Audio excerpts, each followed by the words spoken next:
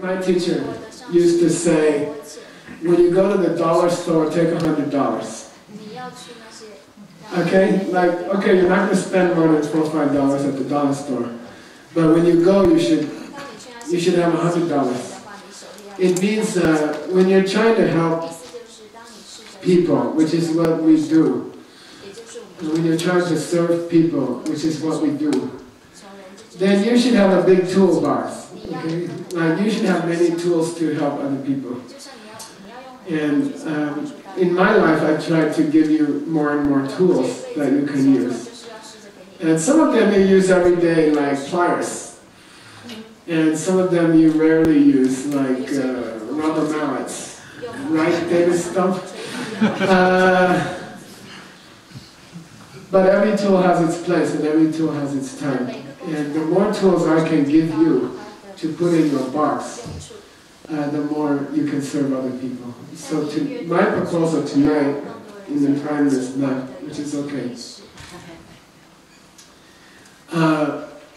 Do you mind if I just go straight through to 8? Is that okay? It's 7 now. You're halfway there. How's your bladder? It's okay? Okay. If you have a problem, just feel welcome to.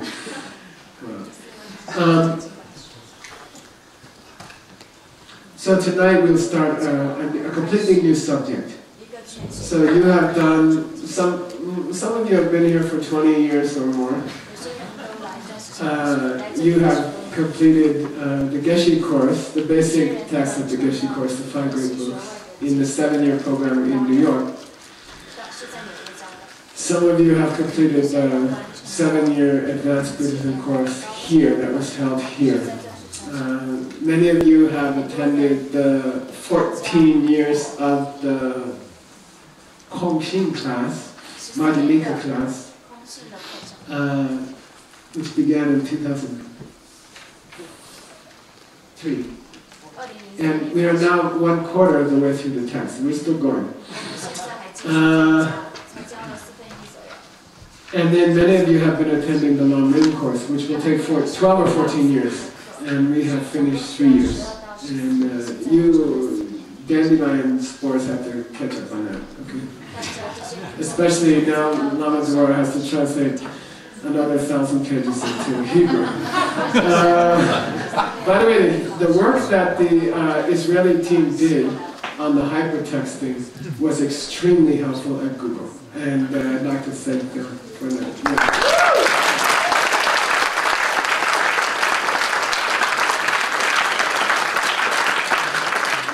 They're like, okay, we understand the English and the Tibetan, but what's this other thing? I said, that's Hebrew. They were cool.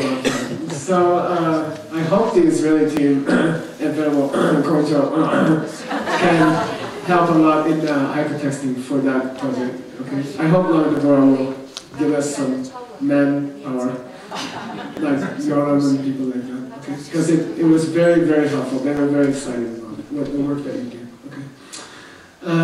So I thought tonight, since we don't have enough projects going on, that we could start a new project, which is called Abhidharma. Okay? And there are 4 great schools of ancient India, and Abhidharma is one of them. I have a vision which I'd like to share with you. There are many subjects which I was trained in, because I was in the right place at the right time, as Dr. John would say. I was there the day that the Tibetan Lamas started coming out into the world. I was there, and I met the greatest. And I lived with him for 25 years. And he taught me constantly, for free. And I would like to pass on what I learned. And there are many, many things I haven't taught you. There are decades of things I haven't taught you. And I would like to teach them. So we have an idea to sort of divorce the academic subjects from the retreat area. So we feel that Diamond Mountain has strength in long-term retreats, deep retreats. So people from all over the world will be coming here to do deep retreats. And we will keep the cabins filled with people from many, many countries who want to do, they want to learn the experience of going inside and finding higher truth inside, which can only be done with deep retreat. I just went to the Christian church where I grew up, and it's Lenten time, right? Pesach, and they are talking on the subject of Jesus' time in the desert, the 40 days in the desert, and it was very pleasant for me to sit and listen to the sermon about why going to the desert alone would enlighten you, you know. And it was very beautiful, it was very wonderful. The priest was defending this practice that Jesus did, and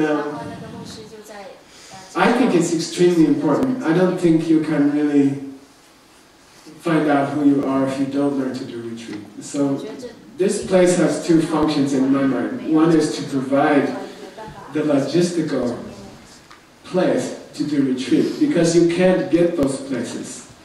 If they cost thousands of dollars, no one's crazy enough to give you a 3-day retreat for free.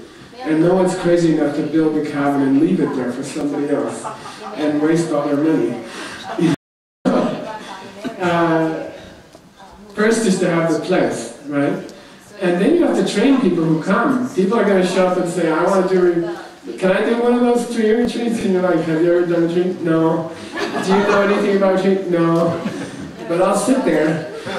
And then you're like, no, well, these people were trained for 7 years. These people did 7 years of training to go into retreat. So I see Diamond Mountain as a place where people from all over the world can learn to do retreat. They get training.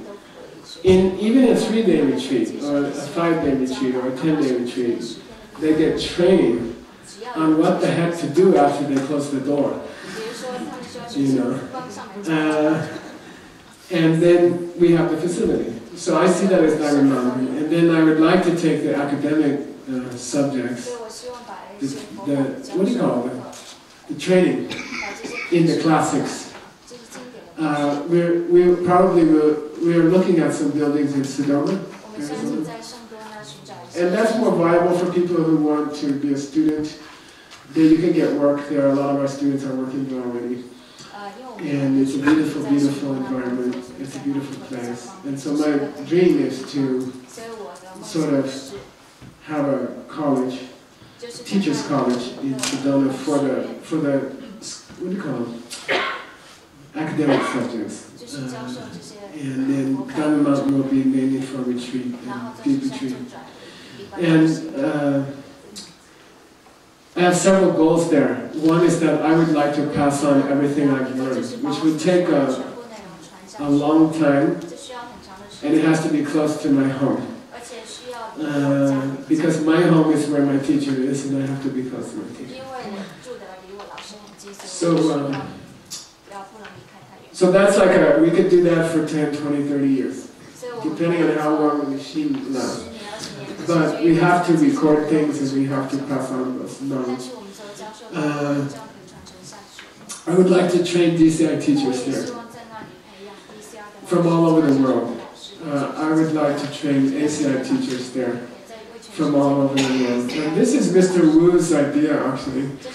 We were talking in Xiamen, and he said, you know, we should start a place in America to train people. And so he's been very kind to help me understand how we could grow what we do. And so I would like to have a place for VIPs to come from other countries and get training. And then I think we could help support that college by offering training for American and Western executives who would like to do business in China or Singapore or Taiwan. We have the staff. We have a large, in Singapore alone we have 60 volunteers. In China we have many, we are in many cities in China and we have many, many volunteers. We have a great staff, And we can help American and Western business people to learn Chinese culture, some Chinese language, how to conduct yourself in China, how to do business.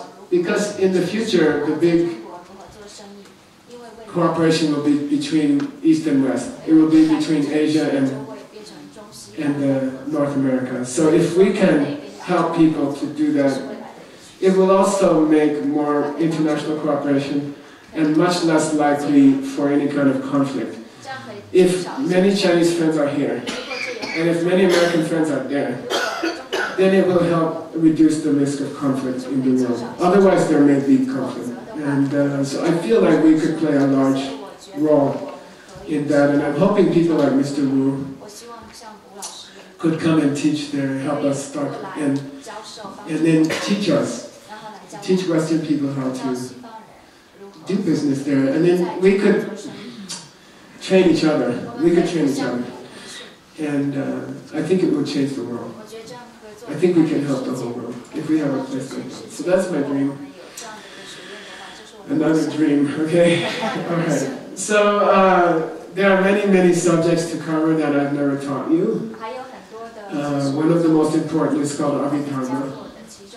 I was thinking a lot about Abhidharma because when I went to China, to a place called Xiamen, I asked Mr. Wu to teach me something. And he said, I have this book, it's by someone named Vasubandhu. And it's called like the 100 Doors of the Dharma. And this is one of the texts that Mr. Wu specializes in. And that book by Vasubandhu, it came to Tibet, but from China, because the Indian copies were lost. So some of the Kangya and Tengyur were completed in Tibet from China. And this one book by Master Vasubandhu, which Mr. Wu specializes in, was lost in India. And it survived in China. And then it was translated about 800 years ago into Tibetan. And it's part of our Tengyur, it's part of our canon. So he was teaching me Master Vasubandhu, and I was like getting excited. And then I thought, well, I kind of made a commitment to my teacher, Khmer Rinpoche, to translate the Abhidharma Kosha. This is the root book on Abhidharma. He taught it to me for 12 years. The story goes like this, and you should know.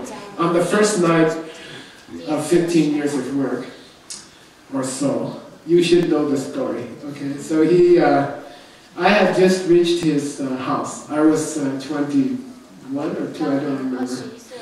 I don't remember being that age. Right? Except for certain major events with high school girlfriends and stuff. And he said, we're going down to Washington, D.C. And I said, okay, whatever you want, Mama. And he said, you're going to be my assistant, you know. And I said, what are we going to do? He says, you're going to drive me to school every day. Because I'm going to learn English at Georgetown University. Someone paid for him. And then in the evening, I'm going to teach, you know.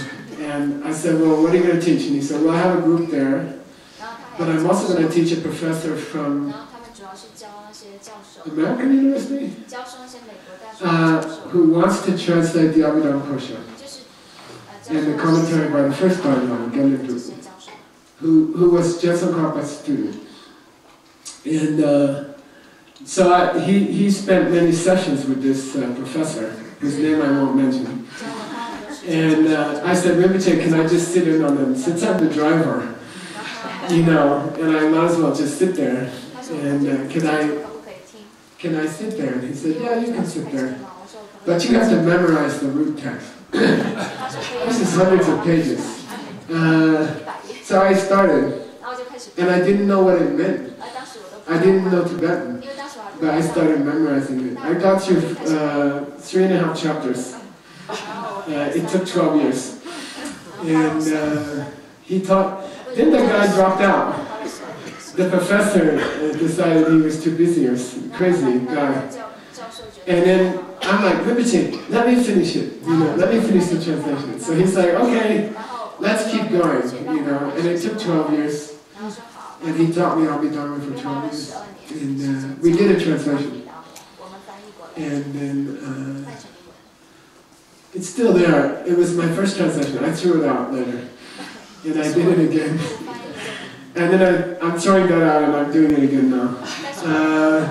Now John Brady and Dan Stivers did a 14-year project in St. Petersburg to save 141,000 Tibetan manuscripts.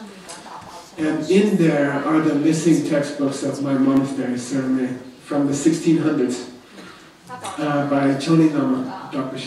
And Jigme has translated 2 of his commentaries. He wrote a commentary on the Shinjing, and he wrote a commentary on the Jingbanjing. She's translated them into English. Somebody has to help me translate it into Chinese.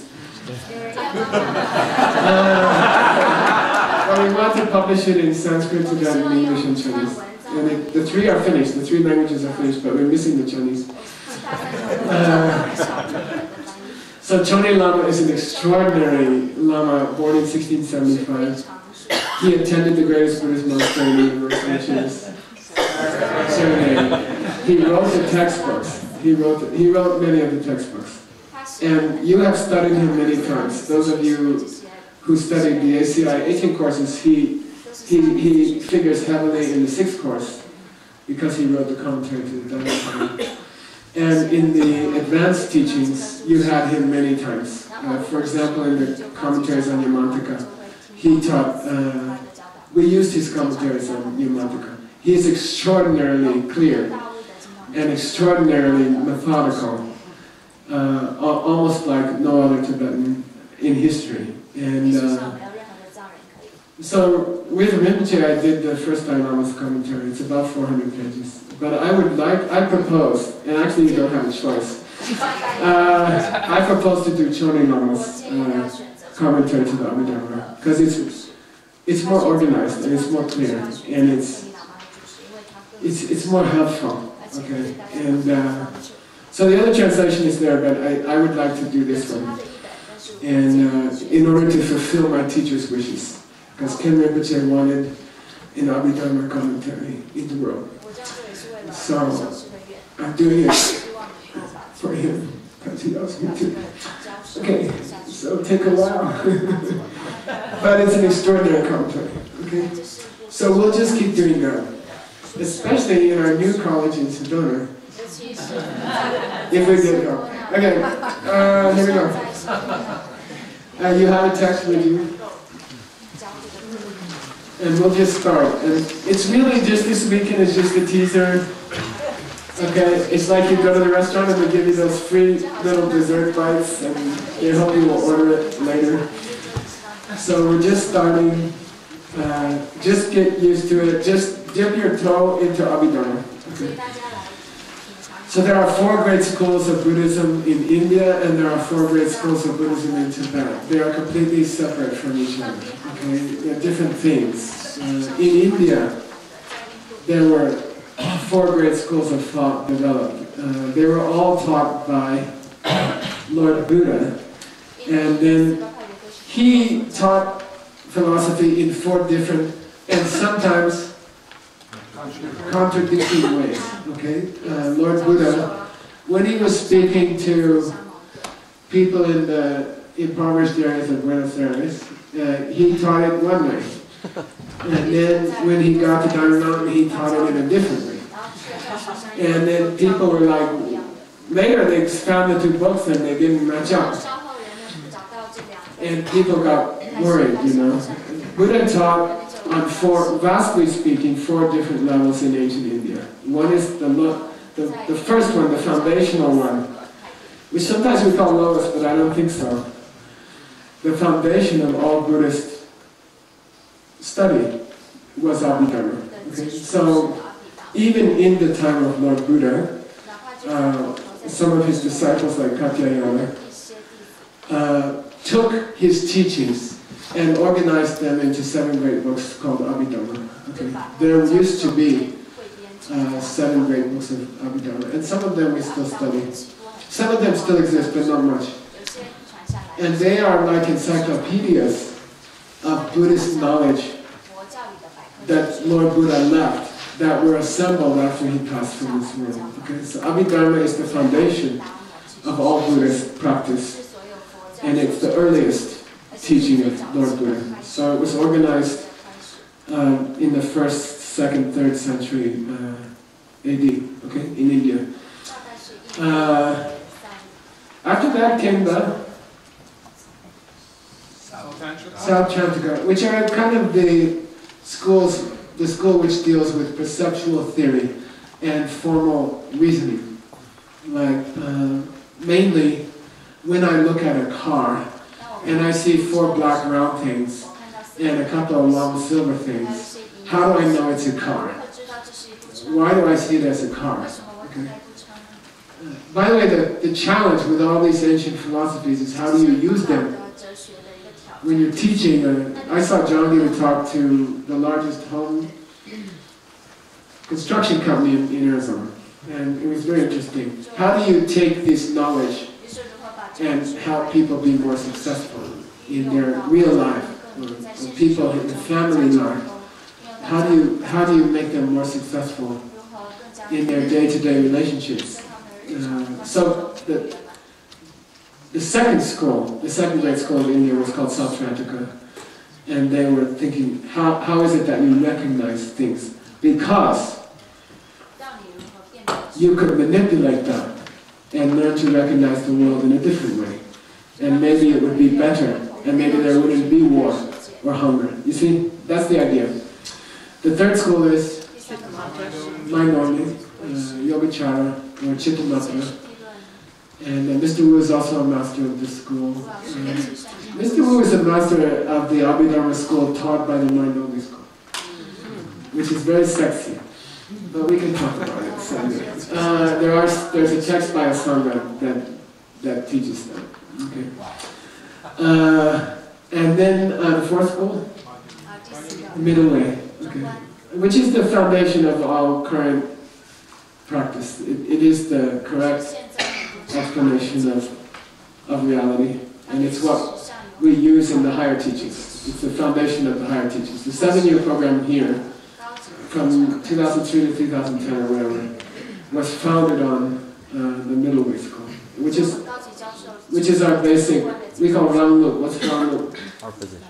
It's our position. It's our native position. It's what we believe. Okay. Then why do we study the 3 lower schools? Huh? To flush out wrong ideas in our own mind. Yeah, flush out wrong ideas in our own mind. Like, a good answer, nice answer. The lower schools represent the wrong ideas that would pop into a person's mind automatically, including me. Okay, so we have to study them, and then we have to study the differences between that school and what we're being taught in the middle way. Okay, and the differences tell everything. Okay, it's as if it's a very common pedagogical or educational method in Asia that you teach somebody first what's wrong. You teach them a wrong system, and then you correct it. And in the process of correction, they learn. You see? So you tell somebody emptiness means everything changes. And then later you tell them that's not what emptiness means at all. And then you're like, well, why did you tell me before it was everything changes? And then it makes you think, and that's the object of education. So education in Asia is different than a Western education. It has a different methodology, okay? So we're going to go through the Abhidharma, which is the foundation of all Buddhist schools, okay? And it's beautiful, and it's fantastic, okay? It's extraordinary. So I'm just going to jump into the text. I could give you a lecture on the 8 chapters and its structure, how the 3rd chapter presents the world down to subatomic particles and up to light years, and describes the end of this world when the sun supernovas, and how it was created by cosmic dust clouds, written 17 centuries ago. But I'm not going to do that. Or the questions about the nature of time, 4 positions on the nature of time. We're not going to do that tonight. I'm not going to talk about it. The 4th chapter, I could tell you, is the greatest presentation of karma in all of Buddhist literature. and it's the basis of most of DCI. But we don't have time to do all that. I'm not going to go through all that, okay? And the 5th chapter. The greatest presentation of mental affliction. Okay. Addiction, you can say. And then the other chapter is the greatest the practice of watching your breath, the practice of basic meditations. All the basic meditations of Buddhism are found in the Abhidharma Kosha. They all come from there. Okay, so I'm not going to give you a whole outline of the whole Abhidharma. I'm just going to start with the text and let him do it. Okay? Alright? And you know, if you sign up, it's going to be 15 years or so. Okay? And I'm just warning you now. And if we can have the place in Sedona, it would be nice, because we can also stream it live. And if you're in Tel Aviv, or if you're in Guadalajara, or if you're in Sofia, or Beijing, you can watch it live. Because we cannot get internet strength here. Scott's been working with the phone company all week, offering them any amount of money and anything they want. And they say we just can't do it. You know, they put in a lousy signal here, and that's all they can do. So I think if we have Sedona, we would like to webcast all of these teachings, and then people all over the world can learn them. And we have simultaneous translation into many languages. In Mexico, it's simultaneous translation into Spanish, and in China, simultaneous into Chinese, and other countries. Which leads me to, I would like to thank a person who's been one of my 3 assistants in China and one of my 3 translators there.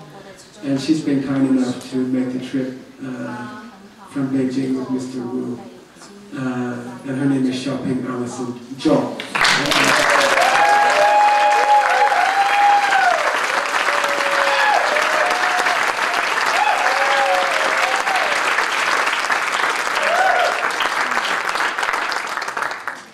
And she's really responsible for me meeting Mr. Wu, so that's another story. So you should thank her sometime. Okay, so that I would like to video everything, I would like to translate everything, and I would like to offer it live, free, live webcast, okay? And then we finish all these subjects, and then I can go back to my rose garden without feeling guilty. Okay. All right, let's start. I'm teaching this the old way. If you don't like that, I don't care. We're going to do every single word. We're going to go the old way. And I'm not going to make it easy, and I'm not going to water it down. And we're just going to go straight to the real thing. I'm not going to make it simple. Okay? And the first night will be okay. It's like the first 15 minutes of Ori's yoga class. And then later we get to the real stuff. Okay, here we go. Say chu lumba zi. Say chu. Chu. Lumba. Zi. Chu. Lumba. Zi. So the pronunciation as you're gathering, it doesn't match the letters, because Tibetan has a lot of strange pronunciation. These are the correct letters for the pronunciations, but we'll teach it to you some other time. Just be glad I didn't put it in Tibetan script, okay? Say che, lumba, zi. So there are a lot of silent prefix letters. If you hear something lumba and there's an M in front of it, just ignore it.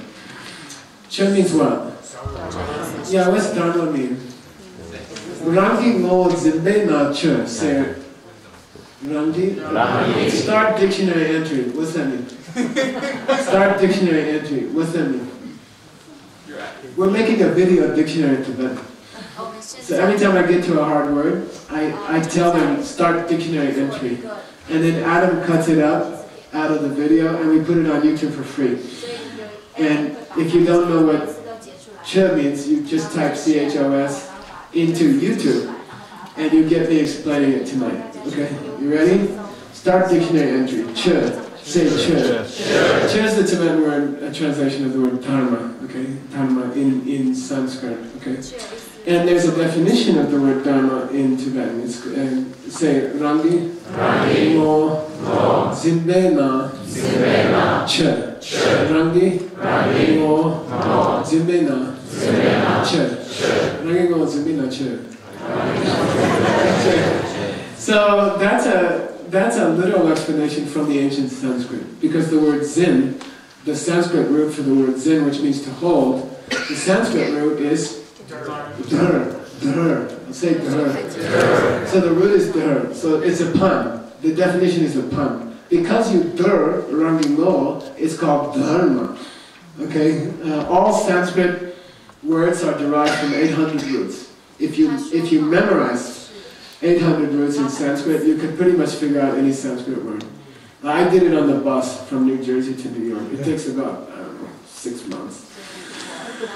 You can memorize all the roots of Sanskrit, and then you can read it almost. Okay, so dhar is the root. Dharma is the word that came from it, the noun. Okay, meaning that thing which holds rangi no. What's rangi no?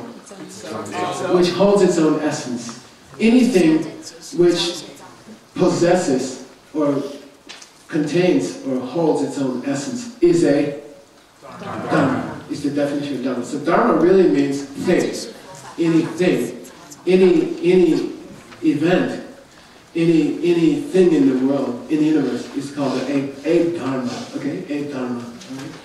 Then later, the explanation of those dharmas came to be called the dharma. Okay, and then nowadays dharma means dharma teaching, teaching the dharma, things like that. Okay.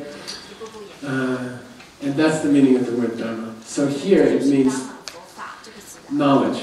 Here it means knowledge. Okay. Stop dictionary entry for che. Che lumba. Lumba is the Tibetan translation of abhi. Okay. Abhi. Abhi came into English as epi, like epicenter, apogee. Like if you fly your F-14 flyer to 58,000 feet, Mach 1.57 over Pensacola, then you are reaching an apogee of something, I think. And the word apple comes from abhi. So abhidharma means highest. Okay, highest. So I've translated it as higher knowledge. Okay, abhidharma, you can think of as higher knowledge. And he will spend a lot of pages on explaining the meaning of abhidharma. Okay, we'll get there. I'm just telling you the title of the book. We'll be lucky if we finish the title of the book today. That's so Geshe. Okay, Chenmen Zuki said jika. Jika. This is a loan word from Sanskrit. It's not Tibetan. Yeah, jika is an ancient Indian word, Sanskrit word for commentary. It means a commentary. Okay. Sometimes the Tibetans will abbreviate it to jik. Start dictionary entry.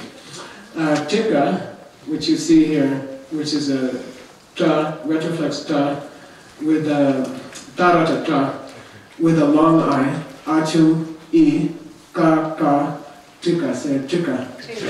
Curl your tongue back, retroflex your tongue, jika. So that's the current. Most words in Sanskrit that have retroflex in such a position are often older than Sanskrit. Okay, they are the original language before the Aryans came to India. Okay, 5,000 years ago. So these are mostly southern language, southern Indian. They were pushed. Dravidian race was pushed into southern India by the invaders from the north, which are the classical Indian culture of the Aryans. Okay, so that's when you see something like jika, it's probably older. Okay, so jika means commentary. And the Tibetans will often shorten it to jik, say jik. But do it with a retroflex tongue at least. Jik. So sometimes this commentary will be called zertik, say zertik. Which means an Abhidharma commentary, Abhidharma Kosha commentary. Okay, got it? And dictionary entry for jik. Alright. Sometimes, by the way, open it up again, Adam. Sometimes they don't make the vowel long. So they'll just say tick, and then you'll get confused. So be aware. Okay. Chinlan Zuki Tikka. Gyalwa Seche, you know Gyalse is one of our nuns, okay, who's going to be running this place after she's done with her other stuff, helping with one of the dirty work. Yeah. No, never mind. I heard you were going to help out, but we'll talk about it. Sorry, I didn't mean to address it. Gyalse means son or daughter of the victorious ones. And she's just a daughter. And it means, what's the word for it? Bodhisattva. It's a synonym for bodhisattva, Gyalse. Okay. So here Gyalwa means, it means Gyalwa se che. Che means along with. And unfortunately, it comes after the second party. Start dictionary entry, J, Bao Chasa Che, B-C-A-S. It means along with. But if you're going to say the victorious Buddhas along with their daughters, you would say victorious Buddhas, daughters, Che. And it comes at the end, okay? Stop dictionary entry for Che. Okay, Gyalwa Seche means the Buddhas and their bodhisattvas. Okay, they're bodhisattva kids. Like if you dance divers and you have Doris and you have like 500 kids, and, they would be the Sei. They are the Sei. They are the princesses. Okay, Gyalwa Seche. Pak is short for Papa. Arya, meaning someone who has seen emptiness directly. Unfortunately, Hitler got a hold of the word and used it for, what we call it, evil purposes. And that's just, unfortunate. But it's a very beautiful word in Sanskrit art. It means someone who has seen emptiness directly. So Pakpa is the Tibetan for Arya. Pak Tok, collection or a big group. Okay? Pak Tok means all those guys, that big Aryas. Okay? Probably shouldn't translate his word here. Paksok, Tamche, all of them. Gongdun means, what did they really have in their heart? What did they really mean when they taught? What was their true intention? Gongdun means true intention. Okay. What was their secret, deep thought that they were trying to communicate? Okay. Gongdun, by the way, we'll stop by 9, so have hope, don't worry. 20 more minutes, hang in there. You had a long day out in the hot sun. The retreatants all have migraines, because that's what happens on the first day out of the 3 retreat. And you can go home and be miserable. So Taje Gongru. Selva Chepa means illuminates. You know the word usa, clear light, right? So Selva Chepa is the verb, to illuminate what? It's the Nima. This book is a Nima. A sun. So he says, my book is the sun. And it's going to illuminate what the Buddhas and the Bodhisattvas and all that big bunch of realized beings, what they had in mind. I'm going to illuminate it for you, not with a flashlight, but with the sun, with the power of the sun. Okay? It's like, I'm not just shedding some light on this subject. Sometimes they call ninja. I am the day maker. I am day maker. I'm illuminating the planet. And I'm illuminating their inner thought with the sun of my book. So the book is called The Sun, the light of the sun. Okay? And it's a commentary on Cheng Men Ze. We didn't do Ze, same Ze. Ze. Ze is a translation of the Sanskrit word Kosha. Okay? Say Kosha. You see Kosha spelled either with a retroflex sha or without a retroflex sha. It's an acceptable variant called Damka. Okay, say Kosha. Then turn your tongue back and go Kosha. Kosha. So if you want to impress somebody in India, you say, I'm studying Abhidharma Kosha. What do you think of that? And they'll be, wow, your accent is perfect. Say, don't say Abhi, okay? It's Abhidharma Kosha. Yeah, then you're very impressive. Okay? Kosha means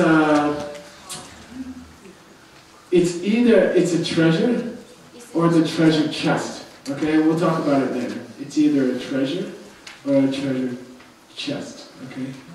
I have friends named Kotari, you know. They are a accounting class of kings from ancient India who live around Bombay, and they're big in the diamond business now. So anyway, Kosha means treasurer or treasury or treasure. Okay, we'll talk about it. So this book is called The Treasure. It's a commentary on the Treasure House of Higher Knowledge, which was written by Vasubandhu 1700 years ago. Okay, 17 centuries ago. Very beautiful book. I'll tell you a little bit about Vasubandhu tomorrow. Master Vasubandhu tomorrow. He's the half-brother of a Sangha who wrote the Abhidharma book according to the mind-only school, which Mr. Wu is teaching so well. Okay. So we always start out with the writer will always start out with an obeisance. They will bow down to some holy being or to some holy thing. And this is a tradition in ancient India, okay? And it's often given in the Sanskrit language. Okay, so what we have next is Sanskrit in Tibetan letters. Okay, so please say Namo. Namo. Not Namo, okay? That's a different word. Namo. Namo. Guru. Guru. Buddha. Buddha. Bodhisattvaya. Bodhisattvaya. That's a long story, I won't do it. Plural dative in Sanskrit.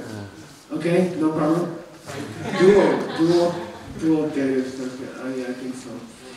I bow down to these two, okay? What? Buddhas and Bodhisattvas, and Guru. See what I mean? Guru, meaning what? What's the Tibetan for Guru? Lama. And it's like these demons, there are these demons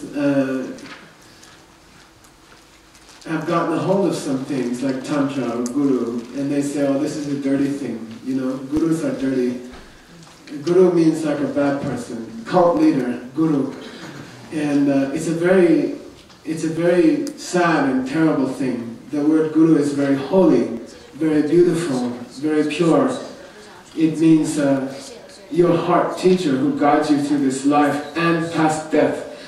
You know, and it's a very, very beautiful word. It comes from a root that means heavy or weighty, and the word gravity comes from it. Okay, so Guru is a very beautiful, very, very beautiful, stunning, angelic, pure, crystalline, happy, joyful being who guides you.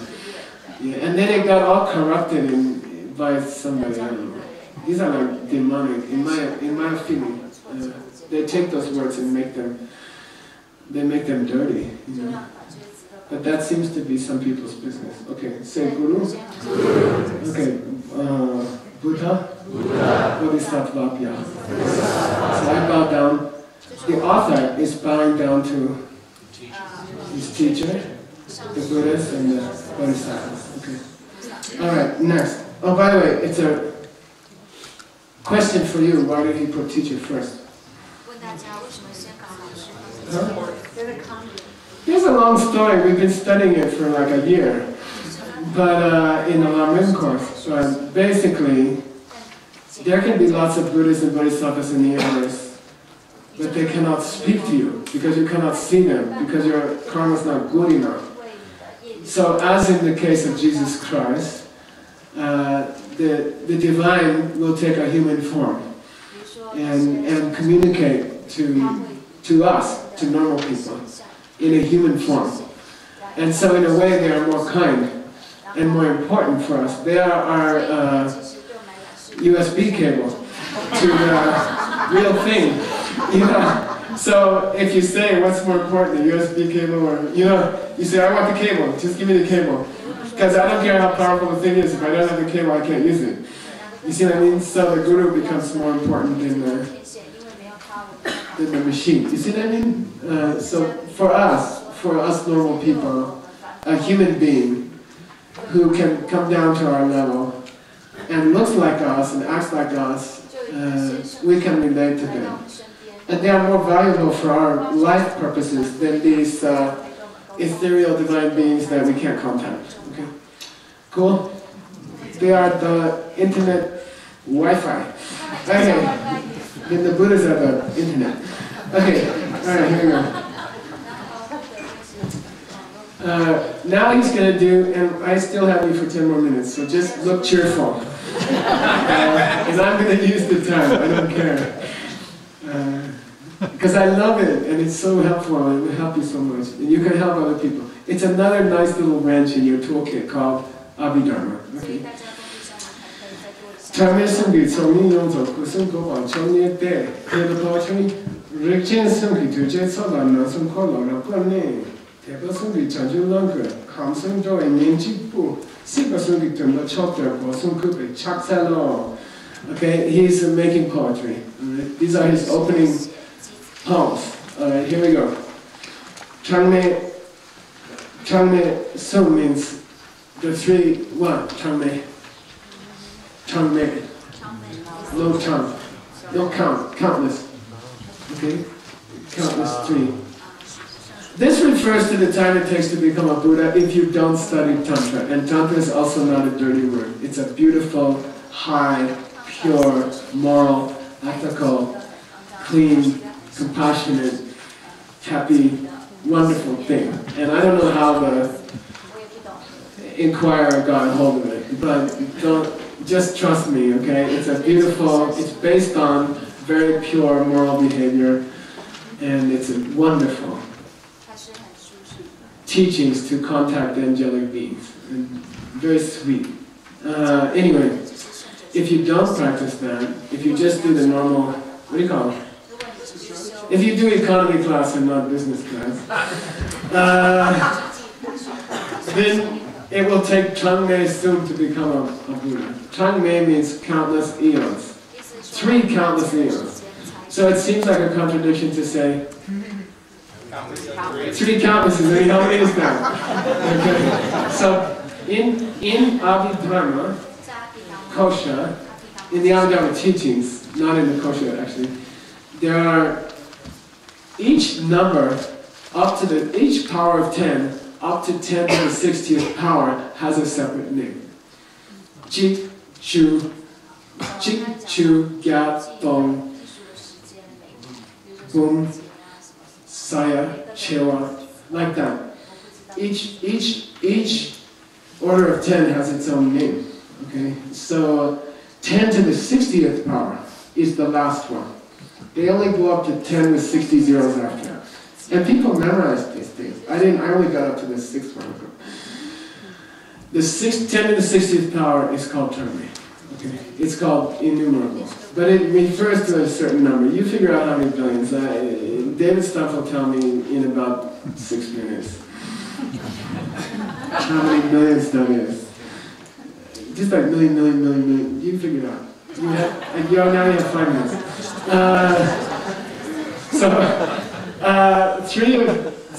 Three times 10 to the 60th power.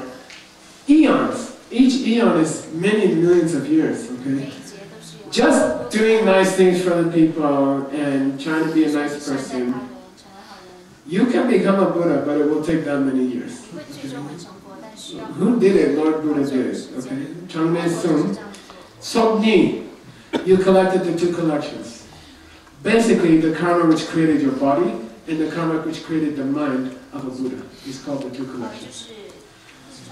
When we finish the class, we say, Gewadi. You're hoping, right? People salivate when they hear Gewadi. Gewadi Gewakun. Sunam Yeshi Tsotsok Shin. Right? Sunam Yeshi Tsotsok Shin. That's our code words for the karma that creates a Buddhist body and the karma that creates a Buddhist mind are called Sokni. So you collected the Sokni for 3 countless eons. Who? Dhamma. The Lord Buddha. So Lord Buddha in Buddhism is sometimes just like you New Yorkers, you arrogant New Yorkers. Where do you live? The city. And the Mexico City people are the same. Where do you live? Mexico. They say Mexico, right? One day I asked this guy, He came to my class in Guadalajara. I said, where are you from? He said, Mexico. I said, I know, but where are you from? No, I'm from Mexico. I said, well, what's that mean? He said, Mexico City. Sweet Valley of Mexico. Oh, yeah, okay. They think there's anyway. So, the teacher is what we call, Buddhists call the Buddha. Okay, all right. You're not really arrogant, New Yorkers. You just make it sound.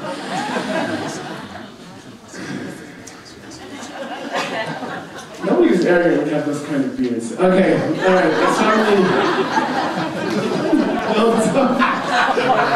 Okay, somebody in Yonzog is you completed the two collections. You completed all the karma you needed to have a Buddhist body and a Buddhist mind. And you reached the kusum, the three holy bodies of the Buddha. Kopang means that state of the three holy bodies. Chok, that supreme state. Nyente means you reached it. Okay. Rikchen Sumpi Tubjet Sokvam Namsum Kolora Kone. So he's playing on threes here. Each line, if you notice, has at least two sums in it. Check it out. How many GSUMs in there? How many is it? Is it 8? Somebody count them up. Quick. Yeah, each line has 2 threes in it. He's playing a game. He's showing off how well he can write. Okay? So, we already had 2 threes. What was the first one? 3 countless neons. What was the second one? 3 holy bodies. Now we have Rikjen Sum. Say Rikjen Sum. Rikjen Sum. Rikjen Sum means 3 levels of disciples, 3 levels of students. Okay? We can say what? Niente, Rangel, and Changju Simba. Niente is Shravaka, means what? Listener track. Listener track. Okay? Rangel? Self-made Buddha track. And then Changju Simba, Tekchen, Mahayana track. So there are 3 tracks. You can go through your Buddhist career to nirvana or enlightenment on one of 3 tracks, depending on how smart you are. Smart meaning spiritually smart, meaning kind and compassionate and caring. Okay? If you're really caring, if you're spiritually sharp, you get to go the Bodhisattva track. And if you're a little lower, you go to what's called the self-made Buddha track, which are not self-made Buddhists, that's another story. And then if you're lower than that, you can go to listener track. But, Dulja, what's Dulja? Disciple. Huh? Disciple. Good, great. Dulja means, the word, Dulja is the Tibetan word for disciple or student. Okay? But I like the derivation of the word.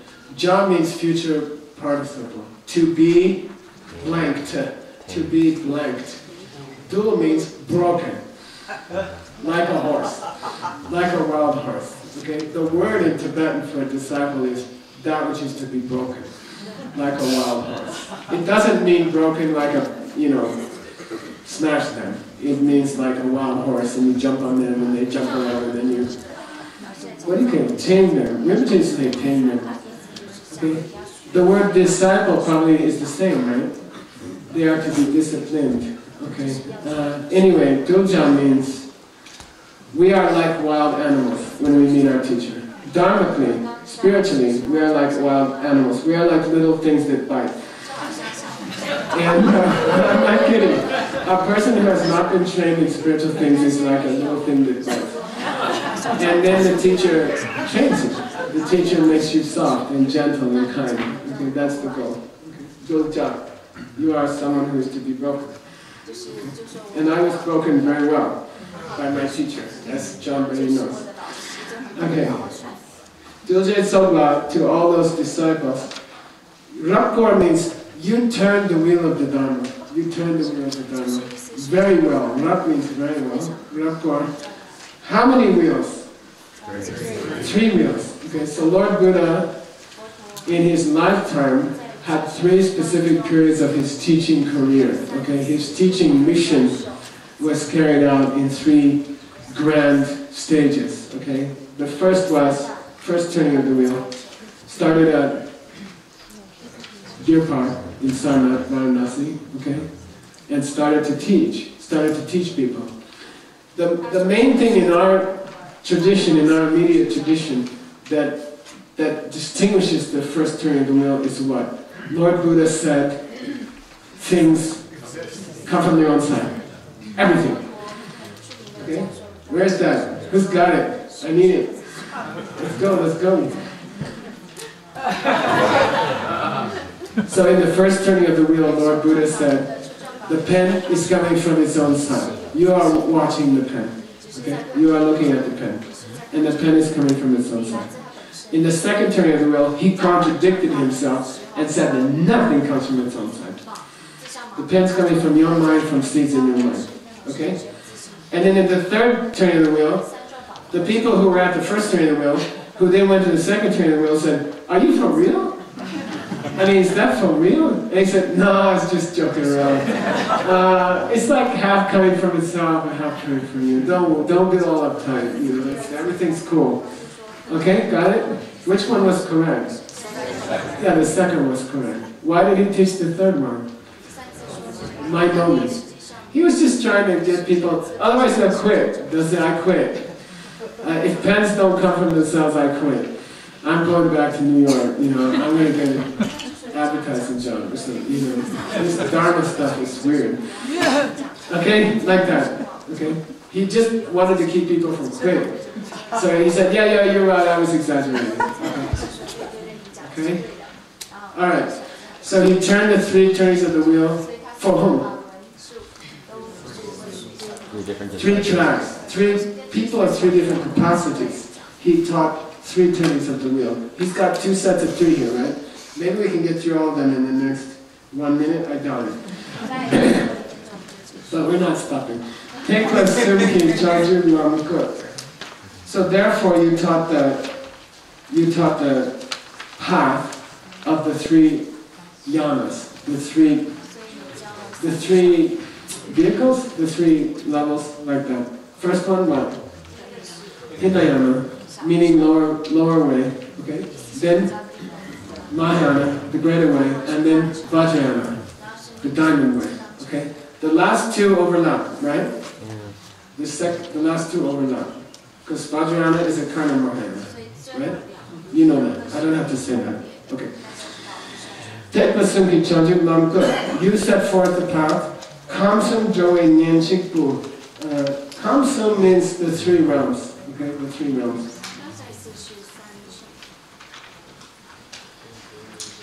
There's two ways to interpret it, but I'll give you one. Okay, desire realm, form realm, and formless realm. Desire realm, form realm, and formless realm. We are in the desire realm. The first Abhidharma says because we are attracted mainly to two things: food and sex. Okay. So I mean, most people's attention. I heard somewhere that 60% of internet traffic is pornography, like that. And it doesn't mean those people are evil. It just means that they have this. This is a human desire. They have desire. We live in desire, or food. If you could eat on the internet, that would probably be the other 40%. So, you know, that's who we are. And we're all like that. We all are attracted to those things.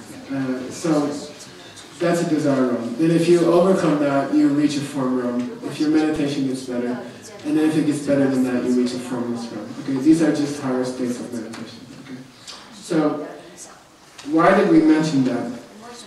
He is the Nyen Chikpu. Say Nyen Chikpu. One and only friend. One and only friend. Chikpu means, Chik means one. Chikpu means one and only. Okay, he's the only real friend. So you can have lots of friends in this life, right? You can have many, many friends. And they are nice. It's good to have friends. I enjoy all my friends immensely, deeply. I have a really good time with my friends. Me and Dan and Doris, we sat at the Echo Cafe on 68th and Thomas for 5 hours and talked saving books, saving the world, you know. And I like my friends, okay? We have friends. We all have friends. So why does he call him the Buddha the only friend? He's the only one who can really help you in a big way. He can help you overcome death itself. he can help you save the world. This is the Buddha, okay? Lord Buddha. Only one and only friend of all the beings in all three realms, okay? I'll do the last line quick and I won't keep you. Sipa sum. Sipa sum means, sipa can mean possible. Sipa can mean samsara, as in sipe korlo, the wheel of life. But it can also mean realm. Okay, here it means realm, sipa sum. Now he already mentioned the kamsum, which is the three realms. Here he's repeating the three realms. So if you're teaching it to a class in Diamond Mountain, you can give the second interpretation of three realms the second time it comes, which means, do you remember? Those who travel under the earth, upon the earth, and who fly over the earth, meaning all creatures on this planet. People are either those little gophers that Earl feeds, not realizing how nervous we are that he'll get some kind of rabies and have to go to the hospital. Those are the creatures that live under the dirt. And then there's the creatures who walk on the dirt, which are us. And then there's the ones who fly. So those are called the three worlds. The world under the earth, the world on the earth, and the world over the earth. All Sipa Sukhi Tumba. You are the teacher of all of those, all three. Chok. Highest. Supreme teacher. Okay, 3 more words, we're finished. 5. Dare to you, to that teacher. Go Sum means in the 3 doors of expression. This Go means door. Sum means I praise you in my words or song. I praise you with my body. And in my heart, I think about how cool you are. Okay? Then that's Go Sum. Kupa means with respect. Express. And then I get all this cult stuff about, oh, people are bowing down in your class. This is tradition. This is 5,000 years old. I'm sorry that Americans don't do it. You know, maybe they should. Okay? It's a tradition that's 5,000 years old. I did it to my teachers my whole life, and I enjoy it. And I like it. And I think it's beautiful. In China, people know how to treat a teacher. And it's very nice to be there, because they really know how to respect the teacher. And it's a big part of Chinese culture. It's a beautiful part of Chinese culture. We are like barbarians compared to them. Anyway, I'm not going to rag on that. Dupa means respect. With respect, chaksel. I bow down to you. Okay? Even if it's culty, that's, you know, the greatest writer in Tibet, unfortunately, is bowing down to the Lord Buddha. Okay? Alright? Cool? So he starts his book by bowing down to Lord Buddha. Okay? The first verse is bowing down to Lord Buddha. Why is he doing that? If you tell me, you get to go home. The retreatants are especially invested in this. Generating merit. Huh? Generating merit. Yeah, it's good karma to bow down to enlightened beings. That's true. He's expressing the value of wisdom. She says that he's bowing to wisdom. And also it's showing lineage. For us, lineage is very important. We're very careful to track our lineage. And that we have an authentic lineage. We are not a bunch of hippies out in the desert. We are the, 43rd generation of a lineage which starts with